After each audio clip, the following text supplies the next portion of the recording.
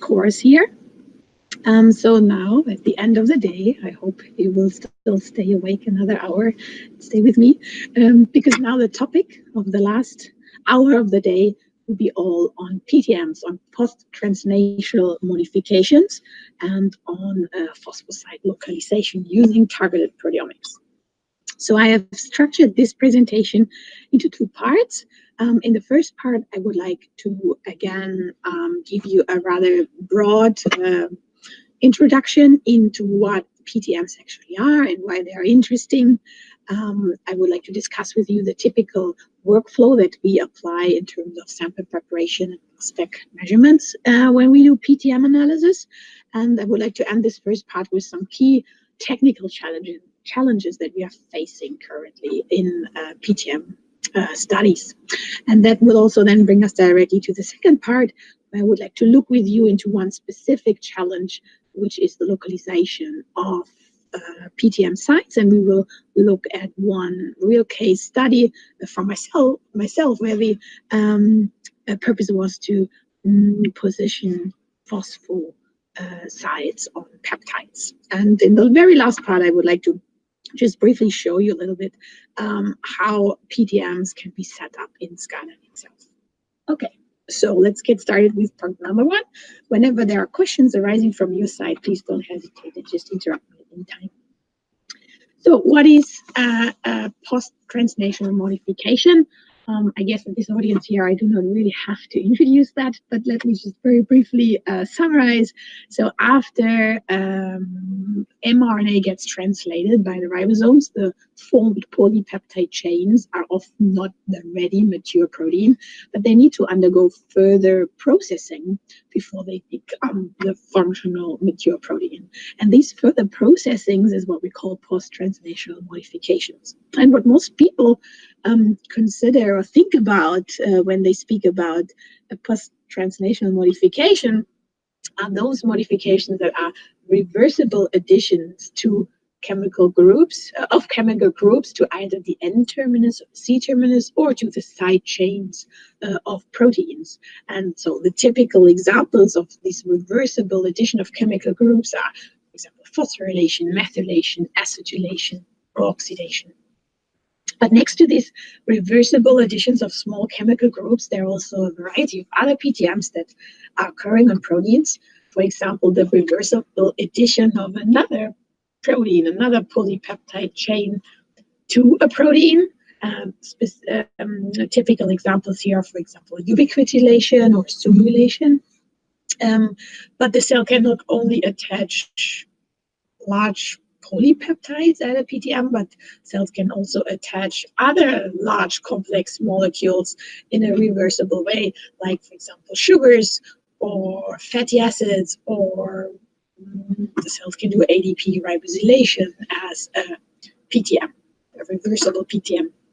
And while these three examples here that I name are all typically reversible, so the cell can attach or remove these PTMs from polypeptides. There are also irreversible PTMs ongoing, for example, cleavage, irreversible cleavage of the polypeptide chain by proteolysis, so by proteases. They can cleave off the N, very often N or C-terminal signal peptide sequences of proteins, or another less well-known irreversible cleavage of proteins is called intein splicing. And a lot of people know the splicing ongoing on mRNA level, where introns and exons are working, and where introns are spliced together and exons are spliced out.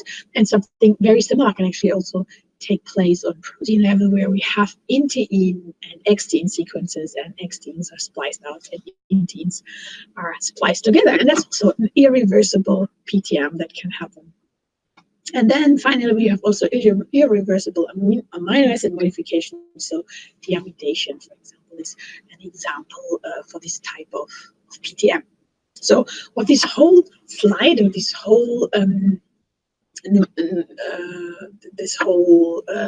what this whole slide should convey you is that there is a huge variety of very different PTMs that are chemically, the chemical structure very, very different, and that, yes, this huge variety of PTMs really leads to proteome diversification. So cell and life uses this huge variety to generate very different functions and very different chemical structures on proteins.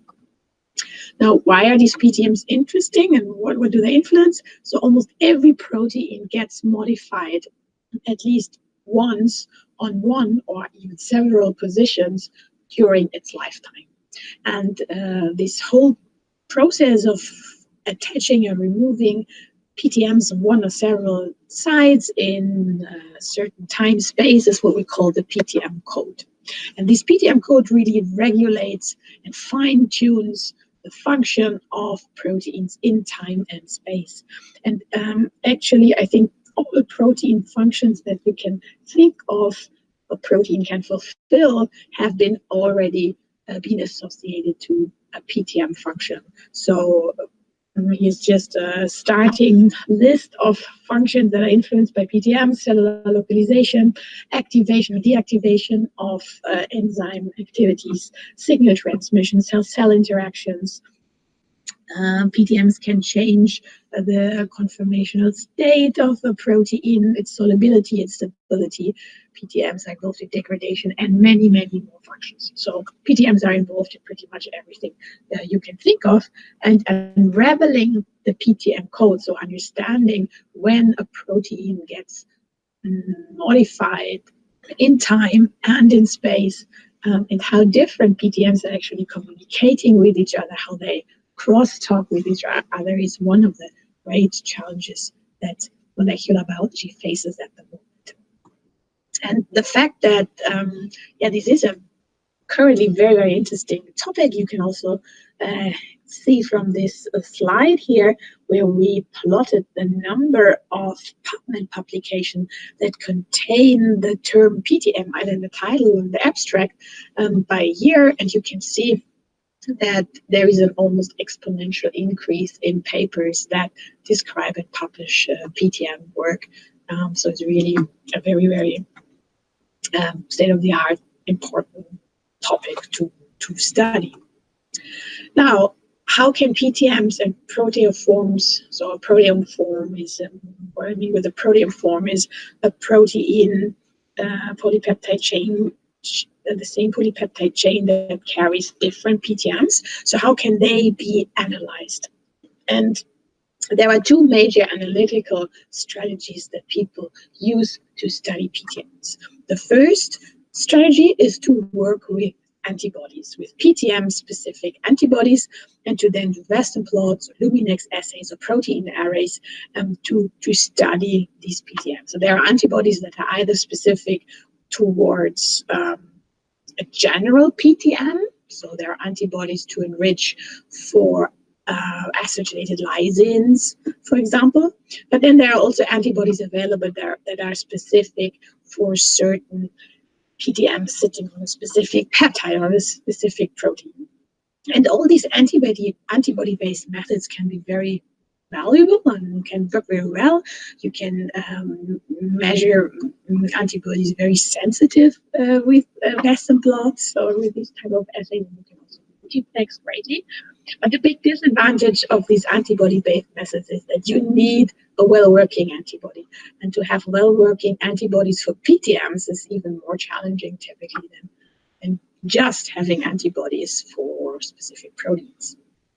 And that's why definitely the Rolls-Royce king method, analytical method when it comes to PTM analysis is mass spectrometry. And the reason why we can use mass spectrometry to study PTMs of peptides is because every PTM changes the mass of the peptide of the protein. You always add or remove a certain mass due to a PTM, and by specifically measuring this mass shift that we can see here, a small list of example mass shifts. By measuring these mass shifts, we can identify and quantify PTMs with mass spectrometry. Now, here you see the typical workflow that people apply for bottom-up proteomics. And this workflow, of course, looks very familiar to the workflows we already discussed during the day today and yesterday. It's the typical bottom-up proteomic workflow that people also apply for normal proteomics or analyzing naked peptides.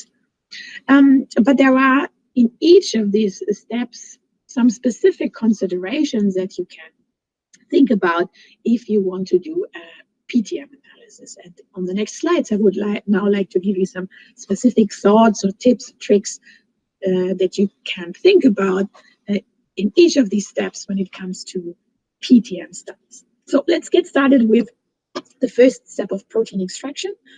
So when you start working with some type of sample, it is always, of course, super important that you efficiently and reproducibly extract ideally all proteins from the sample.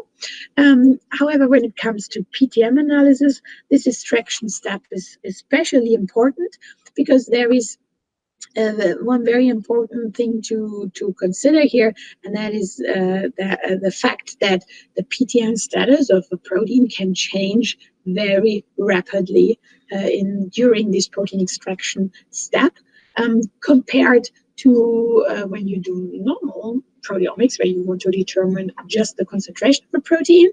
It is actually, I think, fair to say that the total concentration of a protein in the cell does not change that rapidly. So if a certain protein should be up or down regulated by the cell due to a certain stress, you always need a certain amount of time, several minutes, maybe an hour, until the whole translation and transcription machinery has started. So protein concentrations are fairly constant over a certain time frame, while PTM status of a protein can change really within seconds. So and this is the case because there is usually always an interplay of different enzymes in different proteins in cells that either attaches or removes PTMs from proteins. So in the case of phosphorylation, we have the interplay of kinases and phosphatases that attach or remove phosphate groups, or we have the interplay of acetyltransferases and deacetylases that attach and remove acetyl groups. And it is actually really true that these processes here can take place very, very fast. So an important point to think about when you do protein extraction for PTM analysis is that you must do this protein extraction under a condition where the status of your PTM is really maintained. And here you see just some examples of buffers or conditions that people tend to work with or like to work with in PTM analysis. So a standard extraction buffer also people work with is 8 molar urea, because this buffer denatures all proteins and thereby hopefully kills all protein activity. Or 6 molar guanidinium chloride is the same, or sodium deoxycholate.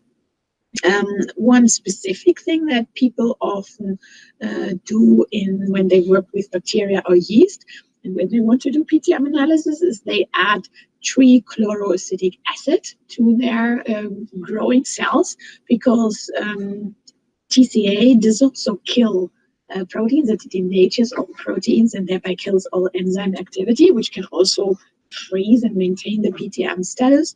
However, you cannot apply such a TCA sampling protocol, for example, to human cells, because TCA would actually lyse the cells immediately, and then you could no longer centrifuge and wash them.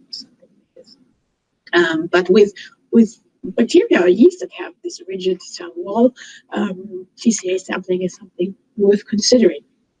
3,4-ethanol is another very famous or more and more frequently used buffer component, which was published in this EasyPhos protocol from the Matthias Mann group. You can also consider using PTM inhibitors, so kinase inhibitors or phosphatase inhibitors, or whatever is available for your PTM of interest.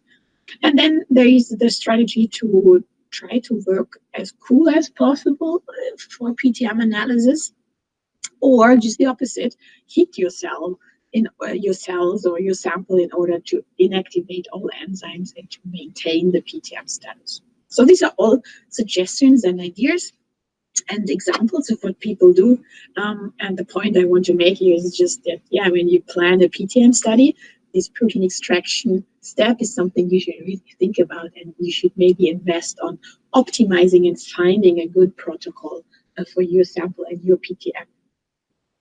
The next step in every bottom-up proteomic workflow is an optional step here. It's the protein enrichment step.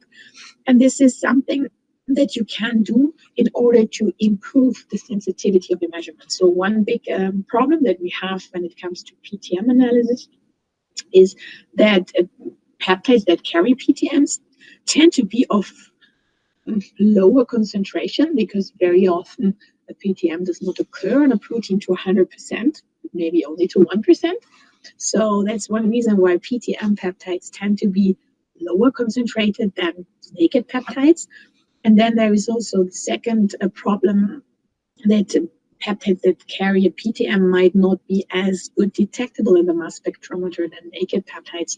This is, of course, something that is very PTM dependent, but it has been shown that, yeah, for some PTMs, just the ionization efficiency is not as good. And that's another reason why for PTM carrying peptides, we often get lower signals in our mass spec.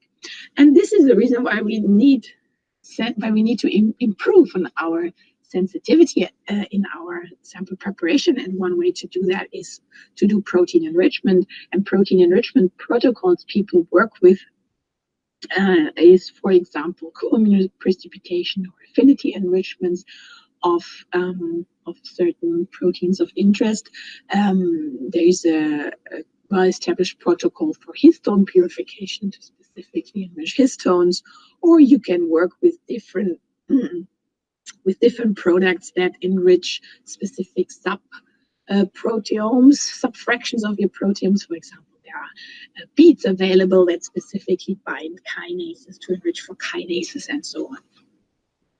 Okay, the next step in the workflow is again an essential step in bottom-up proteomics, is the proteolytic digestion. We heard already from Andy how important this step is, and how variable it can be, and how long you digest with trypsin, or whether you shake or not. From the perspective of PTM analysis, this digestion step is also especially important or interesting, because when it comes to PTM analysis, one important thing you need to keep in mind is that you really will have to work on peptide level. Or in other words, you don't have the freedom to combine or choose different peptides of a protein, and to combine information from various peptides to one protein information. No, in PTM analysis, you're really bound to peptide level. And it might be that when you work with trypsin, that a certain peptide sequence is just not, or a certain patch of a protein is just not accessible for you. So I've brought you here one example. So let's assume you're interested in that tyrosine here, and you hypothesize that it's phosphorylated. So if you work with trypsin, which will cut after this arginine and this lysine, this tyrosine would actually sit in a peptide that is only a size of 5 amino acids. So it's very small, very likely unaccessible, not detectable by standard proteomics methods. So that would be bad. However, if you work with other proteases like lyc, you would generate such a peptide here with gluc, an even larger peptide, argc, asp-n. So you can try to find alternative peptides in order to increase the sequence coverage of your protein, and to find maybe better suited peptides for specific sites where you are interested in, where you expect PTMs to occur. Okay, the next two steps here in the workflow are again optional, and they're both there in order to improve sensitivity of your measurement, just like protein enrichment. So one thing you can consider is to do a PTM peptide enrichment strategy. There are various different strategies out there for different PTMs. These three here are what I think currently the most frequently used PTM peptide enrichment strategies. They're all well established and well described. So, for example, there is an antibody available that recognizes lysine GG motifs, and this lysine GG motif, that's something that occurs when a peptide is modified with ubiquitin. And if you digest ubiquitin modified protein, this GG sequence here that comes from ubiquitin will remain linked to the side chain of a lysine, and there are antibodies that recognize exactly this lysine GG attachment to the side chain very specifically. And like this, you can enrich for ubiquitin, lysine ubiquitinated peptides. Another standard PTM enrichment protocol is the enrichment of phosphorylation using either titanium dioxide or iron IMAC type of strategies. Or another good example is acetylation, enrichment of acetylated peptides, acetyl-lysine peptides, by again using an antibody that specifically recognizes these acetyl-lysine groups. And these peptide enrichment strategies can be very powerful and then can really be a game changer for you, because you can achieve with a well-working protocol a really great enrichment ability to detect these peptides, but unfortunately not for every PTM type enrichment strategies exist. And the same motivation improving your sensitivity for certain PTMs is this optional peptide fractionation step. So it might be that you would like, in order to dig deeper into your PTM proteome, you want to fractionate your samples. And here, people typically use exactly the same fractionation methods than people use also for naked peptides, like basic reverse phase, fractionation, strong anion exchange, stuff like that. Okay, the second last step of the workflow is mass spectrometry. And I think it's really fair to say that currently still most of the PTM work that is published is all data where the data is all projects where the data was acquired by data-dependent acquisition, so by DDA. However, there are also alternatives to doing the standard DDA shotgun type of data acquisition. And these interesting alternatives are, for example, to use DIA as your method, data acquisition method, or to perform TMT labeling with your samples and then do DDA, MS3, and synchronous precursor selection type of measurements on the fusion Lumos instruments. Or, and that's why you're here, and that we will talk about for the rest of the presentation, is to use targeted proteomics techniques, so like SRM or PRM, and use these methods to acquire the data. Okay, and the last step then is data analysis. And this last step I would like to use to state what I think are currently the major analytical challenges that we are facing when we look at PTM data that was acquired by DDA, so by shotgun proteomics. So one major challenge that we're facing is the issue of missing values and limited reproducibility. That's an issue that we already discussed in the beginning of the course, which is also equally valid for normal proteomics, or when you measure naked peptides. But with PTM data, I think it's even more severe, because when you generate with DDA large data sets where you have a lot of samples measured, then with PTM analysis, we do not have the freedom to merge several peptides into one protein value, but the quantitative data results will remain on peptide level, and we will therefore just have a lot of missing values, limited reproducibility in these data sets. And then another analytical challenge is definitely sensitivity when it comes to PTMs. I said this already many times. PTMs tend to be of low concentration, and they tend to be, depending on the PTM, bad flyers in the mass spec. And that's all the reasons why the signals of the PTM carrying peptides tend to be low. We need to be able to really be sensitive in our measurements to nicely detect these peptides. And then there is the issue of PTM site localization. This is an issue that might be very easy to solve for certain PTMs. So sometimes it is very clear based on a peptide sequence where a PTM happens, because there is just one amino acid that can actually carry this PTM. But sometimes it can be very difficult to localize a PTM. And the prime example here is phosphorylation. So phosphorylation, you'll know, can typically happen on serine, threonine, or tyrosine residues, and almost every tryptic peptide, well, the majority of tryptic peptides in a protein contain several serines, threonines, or tyrosines. And then it can be very challenging to find the correct amino acid that actually carries this. And honestly, I also have to say that I think that this issue of PTM site localization here contributes to the issue number one of missing values and limited reproducibility.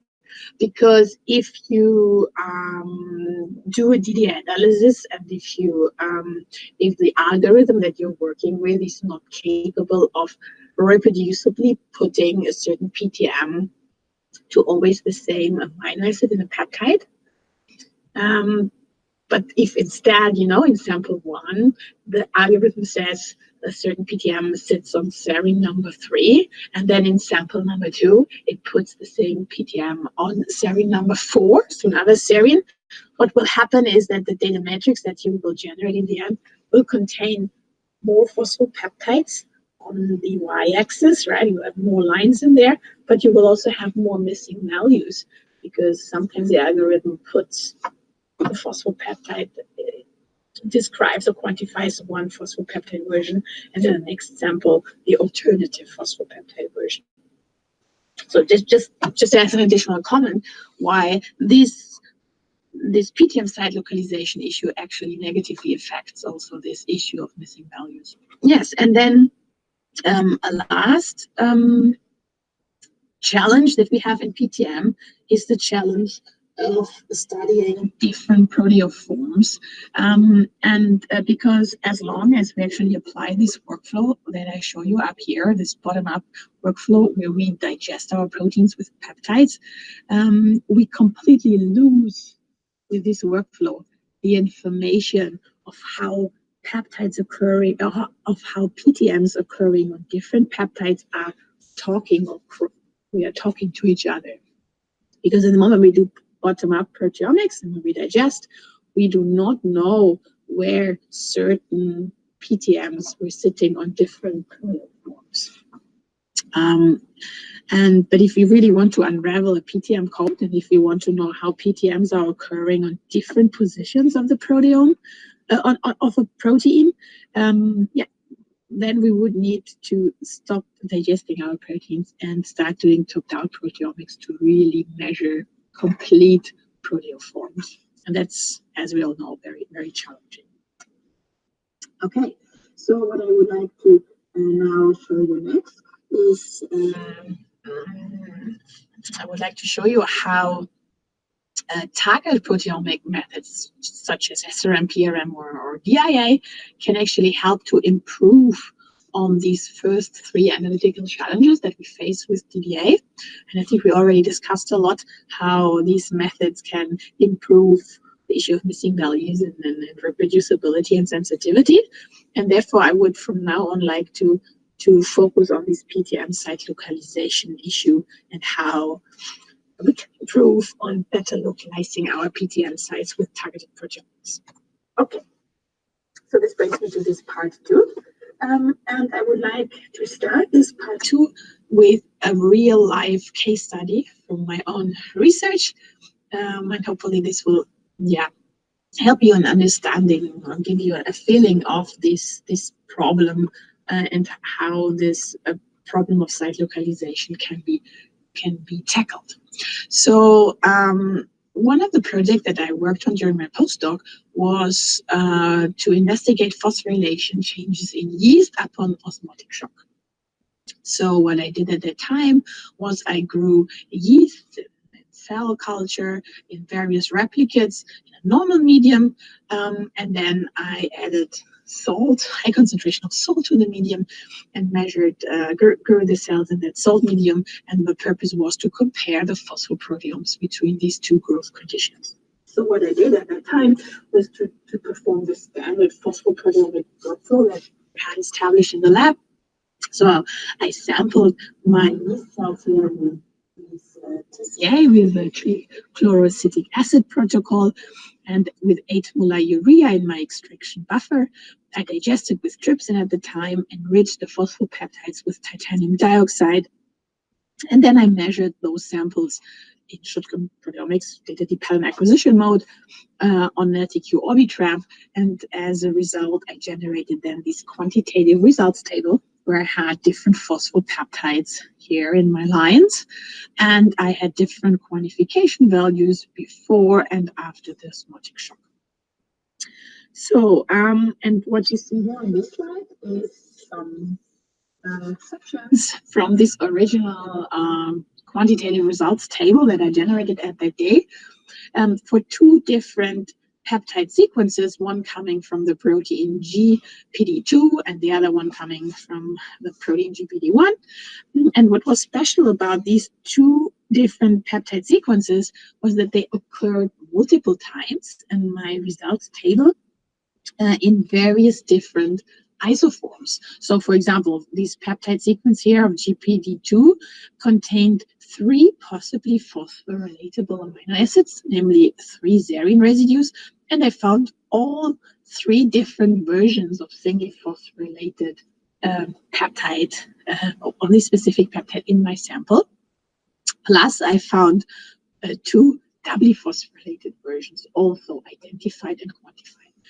And for GPD1, the situation was even more complicated. So this peptide sequence here had 5 serine residues, with 4 of them being in a row directly next to each other, and then the 5th one, and 4 different versions, single phosphorylated versions I could identify and quantify, plus 1 doubly phosphorylated form. And when you look here at the quantitative information that I got from this shotgun data, you can see that I got some missing values for these different phosphopeptides, typical problem. But when I averaged the intensities over the replicates and looked at the ratio, I could find that actually some of these phosphopeptides seem to be downregulated between the 2 conditions, while others seem to be upregulated, while again others seem to be not regulated at all according to the cutoffs or the thresholds that I defined. And when I saw this data at the time, I immediately asked myself, are really all these identified phosphosites truly occurring in my sample? Does the cell make all these different phosphopeptides? And do they then also really show different regulation? And does this really reflect the true biology that goes on in these different cells? And one thing that I could have done at the time, which I didn't, in order to maybe bring a little bit more light on whether these phosphosites here are present or not, would have been to do a site localization and to estimate the localization probability. And there are various tools out there that can do that on DDA data, like, for example, Lucifer or A-score or Tomeda or PhosphorS. So these tools, they can calculate for you based on the data how likely a certain phosphopeptide is really localized there. But what we wanted to do instead at the time was to use targeted proteomics to validate these shotgun results. So what I did was I went shopping for phosphopeptides, for crude, heavy labeled phosphopeptides, which are just in the range of 20 to 40 euros per peptide, so not very expensive because they are not purified. They are still crude, but they are heavy labeled at their C-terminal lysine residues. And I shopped all the 3 different versions of the singly phosphorylated GPD2 peptide, and I shopped all the 5 different singly phosphorylated versions of GPD1. And once I had these synthetic phosphopeptides in my hand, I then wanted to start doing an SRM experiment with them. And therefore, I looked at the transition list for this peptide, and I realized, wow, shit, a lot of these Y and B-ion fragments, which you see here in this table for the 3 different phosphopeptides, are actually shared, are exactly the same. Namely, all the transitions shown in red are shared, and only the transitions in green here are transitions that are unique for one form or for the other form. So the precursor M over Z of all these 3 peptides is, of course, exactly the same.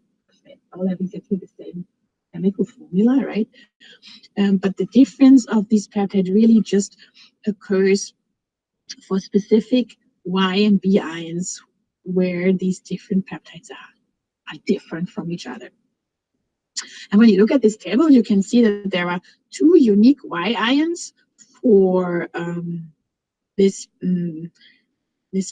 first peptide, serine 70.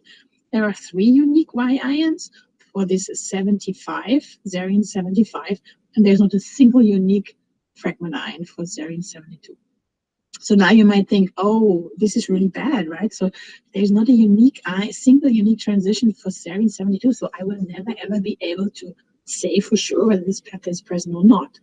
And this is true if we would be able to only measure, or if we would measure with SRM only a single transition peptide, and there would not be a single transition that would be unique for serine 72. However, what we do in SRM is we always measure several transitions, and what you can do is to use a combination of transitions that is unique for this peptide, and that's, for example, the combination of Y9 and Y8 and B2 and B23. This combination is unique for serine 72. It does not occur serine 70 or serine 75. So, and that's what we call, and what I will call in the rest of the lecture, a unique ion signature. Unique ion signatures are combinations of fragment ions that enable the correct PTM site localization. And depending on the sequence, depending on how many serines are there and how close they are, or how many other phosphorylatable amino acids are there, and how close they are to a certain sequence, unique ion signature can be only one transition, or it can be several. Okay? So what I did then was I measured these 3 different phosphopeptides of GPD2 by SRM, and I started doing that by measuring them all individually. So I used 3 different samples, and I just measured sample 1 with only this phosphopeptide present, sample 2 with just this phosphopeptide, and sample 3 with this phosphopeptide. And what I learned from this measurement was that every phosphopeptide here had quite distinct and unique fragmentation pattern. So you can see that the colors here of the different fragment ions are really unique, quite different between these different forms. And what I did then was I made a mix of these 3 phosphopeptides. I put them all together into one pool, and I measured the pool in a 40-minute gradient up to 45% buffer B, and you can see that under these conditions, it could almost baseline separate these 3 different phosphopeptides from each other, right? So from this initial experiments, I learned that all these 3 phospholipid forms of this peptide are separable in retention time. And I learned that everybody shows a distinct, unique fragmentation pattern, and I learned how this fragmentation pattern looks like. Let's have a look at the more difficult example of GPD1. So also for GPD1, I had all the 5 different phosphopeptide versions measured individually. And you can see also they all showed a unique fragmentation pattern. And when I mixed those 5 peptides together into pools, I got quite a complicated mixture and overlay of peaks. However, what I learned there was also that actually I got something like 4 shouldered peaks. But the peaks, the peptides were not, most of the peptides were not perfectly coeluding. They were still somewhat separable, even though far away from baseline separable. But there was one combination of perfect coelution, which was the peptide serine 24 and serine 25. These 2 peptides really gave almost a perfect coeluting peak. The others were somewhat separable. So also here, distinct isoforms, distinct fragmentation pattern was observable. but the peptides were not resolvable by retention time, as in the example of GPD2. They were much more overlapping, and serine 24 and 25 were not separable at all under the conditions that I applied. Okay, from this learning, I could already draw the conclusion that if I would use shotgun or DDA proteomics and do MS1-based quantification, it would actually be impossible for me to distinguish shotgun proteomics between these highly overlapping, and especially between these co-eluting serine 24 and 25. Because when you do shotgun proteomics, you perform quantification based only on the precursor mass, and the precursor mass is exactly the same for serine 24 and 25. So it would be impossible on MS1 level to tell them apart. And what I would like to show you now is that when you work on MS2 level, like we do in SRPM or BIA, what you can do is you can focus on fragment ions that are specific for the one and the other form, and thereby can be potentially be it will potentially be possible to quantify also perfectly co-eluting peaks, to tell two perfectly co-eluting peaks apart from each other. So for our little example here, this would be, for example, the case for serine 25, serine 24, which were these two phosphopeptide versions that showed perfect co-elution. We have a look at what are the differentiating fragment ions between these two different forms, and it's actually the Y5 ion that is different for these two forms. And when we just focus on this Y5 ion, and if we first look at Y5 541, that's the precursor, and we would expect in these first three versions, then this is exactly what we see. The individual mixes, this transition is high in the first three isoforms, and in the mix, we see this shoulder of three different peaks, while when we focus on the Y5 621, you can see this transition is only present in the last two phospholipid peaks, and you can see in the mix that these two phospholipid are actually quite nicely from each other, baseline separable. So now in this example, I could nicely quantify using this transition serine 25, even though it's perfectly co-eluting with serine 24. Does it make sense? Okay, to once more repeat that and make this very clear. What you understand from this presentation is that in order to localize phosphosites and to tell phosphosites apart from each other, retention time information actually really matters. Because if you have a case like this here, a phosphopeptide version with three different phosphorylatable amino acids, then it really matters whether these three different versions are co-eluting or whether they are separable in retention time. If they are separable in retention time, the night-better picture looks like this. And now you can use this picture to unique transitions like this red one or this orange one to tell which of the three different groups is which phosphosite. And once you have identified which phosphopeptide is which group, you can use all of those transitions to quantify that peptide, right? So you have separation in retention time. You can use all fragments to detect and to quantify a peptide. Use the unique ion signatures to localize which of these peak groups is which site. However, in the moment when peaks are co-eluting, when they are no longer separable in retention time, then the situation is different, because if you now want to do accurate quantification of just one form next to all the others, you can only use the unique ion signature signals to do that. So it's no longer possible to use all transitions for quantification. You must be sure you use only the transitions that are not in. So the first lesson that I learned from working with a lot of these synthetic phosphopeptide was that accurate chromatographic retention time information really matters, and that it makes a difference whether they are co-eluting or whether they're separate in retention time, which transitions you can actually use to quantify.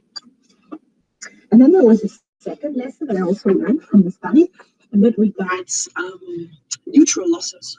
So if you have ever done a bit of phospho analysis with shotgun proteomics and looked at a few fractal spectra of phosphopeptides, then you know that very often in this MS2 spectra of phosphopeptides, you get nice intense peaks that carry or that contain a phosphate loss, which means it's indicated here in skyline with these minus 98 masses.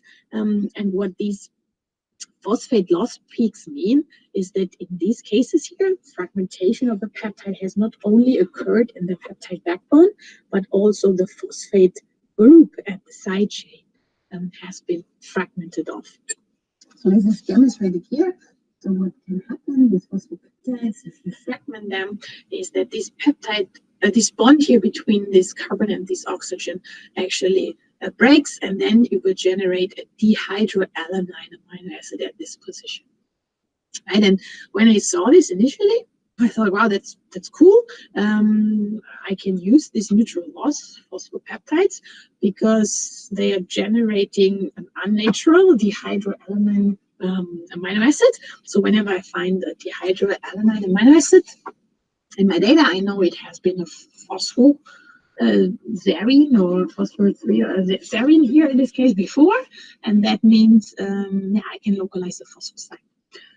However, when I worked a lot with these synthetic peptides, I realized that there's also an alternative reaction that can go on that also produces these dehydroalanines, and this is simply the loss, the water loss of a non-phosphorylated serine residue.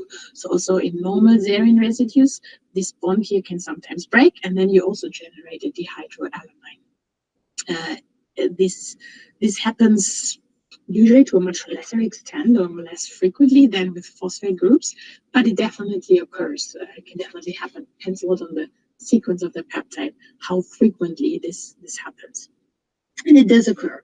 So to make this once more very clear based on one example, let's assume you have this peptide here that is phosphorylated on that serine. You think it's phosphorylated on that serine.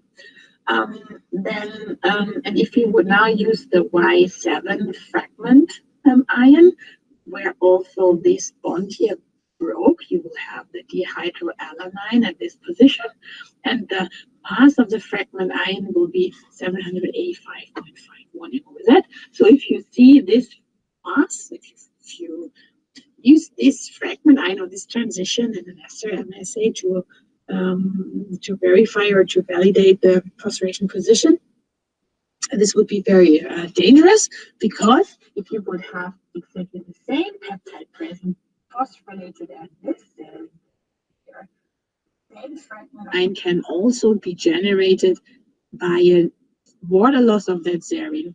You will end up with the same fragment ion. Both of these peptides have the same precursor. So it is actually not a fragment ion that you can use to localize the phosphosite. And that's also a lesson that I learned. You want to determine phosphorylation sites. You should not work with this neutral loss fragment ions. You should work with fragment ions that still contain the phosphorus.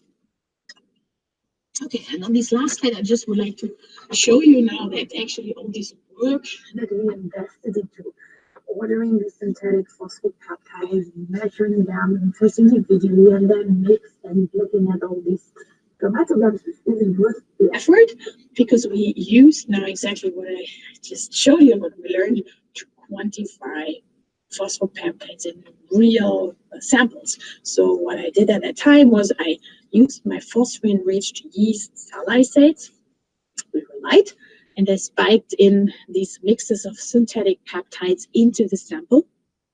And as they were isotopically labeled as acetamers, I could directly spike them in. And then I measured any of my peptides together. And that's how it looked like. So here you see the skyline chromatogram figure for QPD2. In blue, you see the three peaks from the three synthetic peptide regions that I just spiked in and that I just showed you before. And in red, you see now the light channel. So these are now the phosphopeptides coming from my yeast extract. And you can see very beautifully that I only got coelution and matching fragment ion intensities with 2 out of the 3 phosphopeptides, namely with serine 72 and serine 75.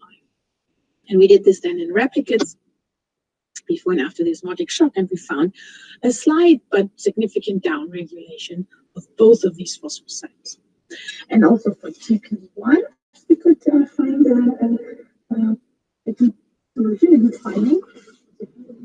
Also in blue, the mix of the 5 heavy synthetic phosphopeptides, and in red, which was this perfect coelution of 2, and the strong overlap of 3 other versions. And in red, you see now the light phosphopeptides coming from the cell extract.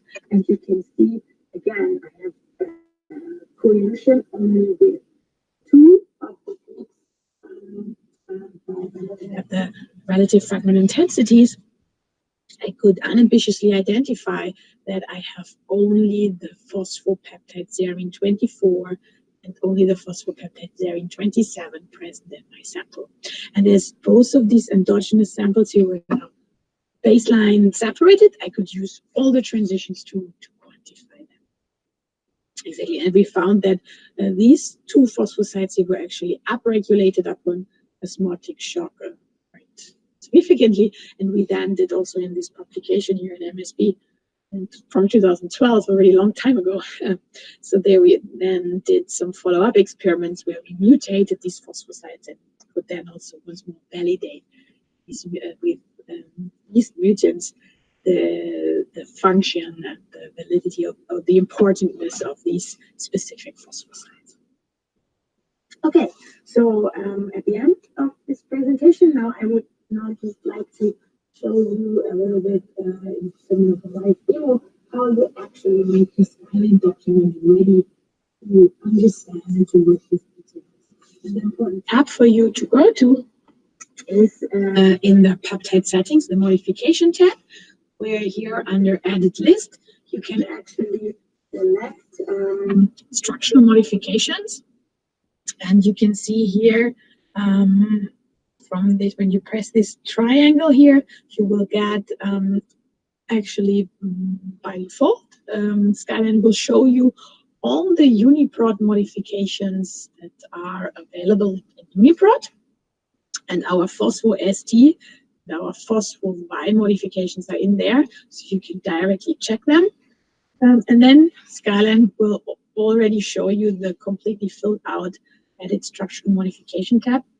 So for phospho-ST, you see that Skyline says this is a structural modification that can only occur on serine and threonines, not on any terminus. It should be a variable modification, which means that Skyline does not force it to be present on every serine and threonine. There can also be unmodified serine and threonines in your target data. And then here you see the chemical formula. So H3Os and 1P are the atoms that are added when serine or threonine gets phosphorylated, and it leads to monoisotopic mass increase of 79.996.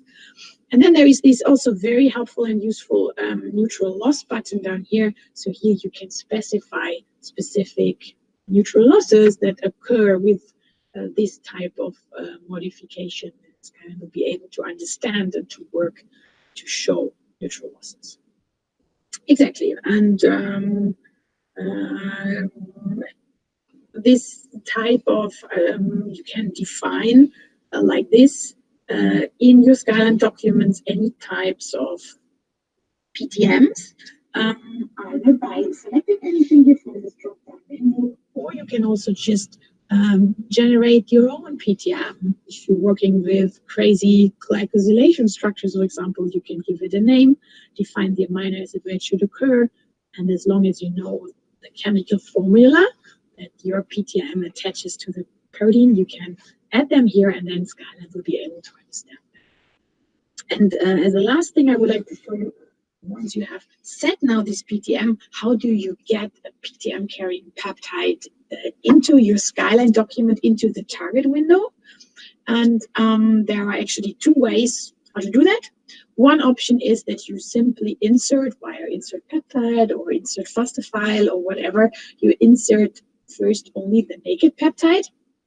And once you have a naked peptide in your target list, you can simply right mouse click onto that peptide and then select modify. And then Skyline will show you this window here where you get your whole peptide sequence. And you can choose here with this triangle here facing down for every amino acid, the structural modifications that are defined in the settings. So you can say, okay, this threonine here I would like to have phosphorylated. You could also say this serine you would like to have phosphorylated. You can also say whether you would like to create an additional copy of this PTM carrying peptide, leave the naked in, or if you would not like to do that. And then Skyline will show you here in the target window by highlighting PTMs in bold letters and with this underscore here that it carries now a modification. So one way is to just get naked peptides in, right click on the peptide sequence, select modify, and add any type of modifications and combinations of modifications that you're interested in. This works very well. However, if you have a huge list of PTMs, PTM carrying peptides that you already know that's exactly what the ones you would like to work with, a faster way to get all of that into Skyline might be to use the function insert peptide. So go to edit, insert peptides, and then you do not just insert the naked peptide sequence, but you indicate already with squared brackets plus the mass that this modification that you would like to add adds to the peptide. So with phospho, this would be, for example, plus 80. So with these squared brackets and the plus 80, Skyline will understand that this serine here is the one that should be phosphorylated.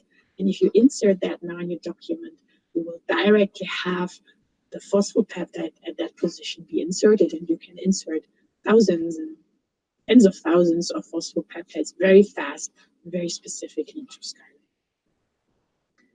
Okay, with this, I'm at the end of the presentation. Thank you very much for your attention, and I'm open to any.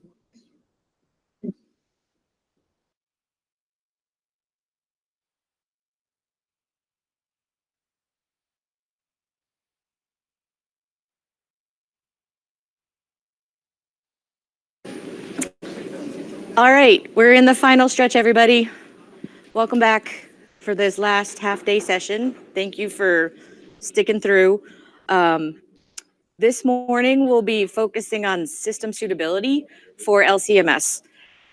I'd like to take a poll. How many people run system suitability samples or something like that to make sure your LCMS integrated system is working as you expect? Awesome. If you were to come back to this course next year, I would hope you see all of your hands raised, because this is one of the simplest and smartest things that you need to do to be able to trust the data that you generate on your real samples. Okay, so system suitability is a kind of a very boring topic, but fortunately I like really boring things.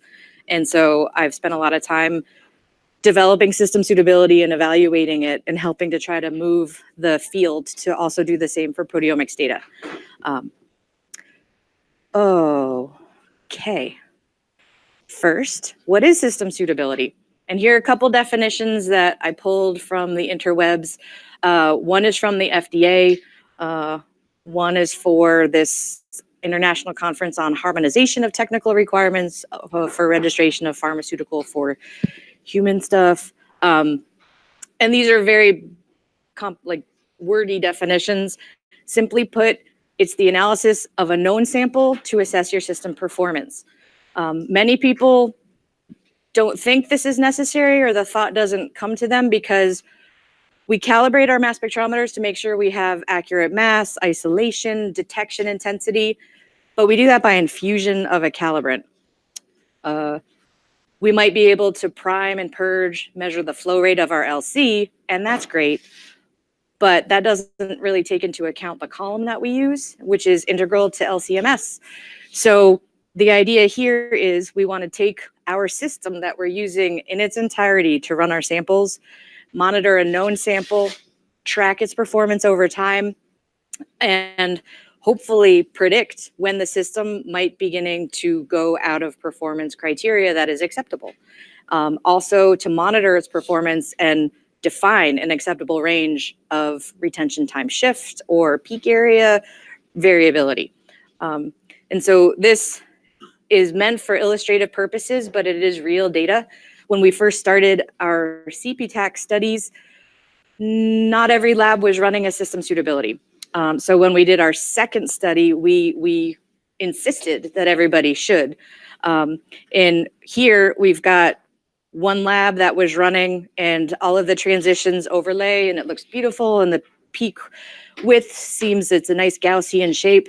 And then we had a lab that had never done nano flow before and they were having problems. This was before the Nano Viper fittings and a lot of the easy to put together nanoflow fittings were available. And so people were cutting fused silica and doing their best to get it together. And their peak shape looked like this. And they didn't realize that that was not good because they were new to this whole process. And so you can see here, this peak width is less than 30 seconds and this one is like 2 minutes. So it's always a good idea to help you have confidence in your system performance and the data you're producing with it to do system evaluations. Some people use QC as a term for this. I use system suitability because it's evaluating the whole system and not just aspects of a workflow, which is what I would use QC for.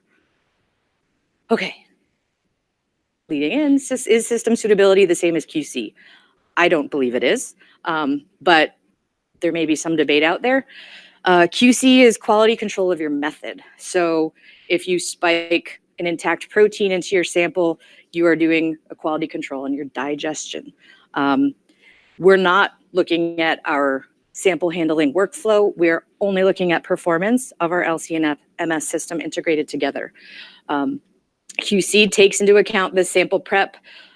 You can add in low, medium, and high QC standards to your entire experiment to help make sure that the process your sample's going through is as expected and that the detection of your samples is as expected.